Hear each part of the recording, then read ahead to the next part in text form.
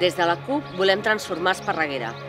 Volem que sigui el mandat de l'habitatge, que es tracti com el que és, un dret fonamental de la ciutadania que cal garantir-lo. Després, el territori. S'ha de recuperar el territori i els espais periurbans, perquè sigui motiu d'orgull de les esparreguerines i no motiu de vergonya col·lectiva com fins ara. I també ha de ser el mandat del POU, de fer un nou planejament urbanístic que sigui veritablement a favor de la ciutadania i que no beneficiï, com ha estat fins ara, els mateixos especuladors de sempre.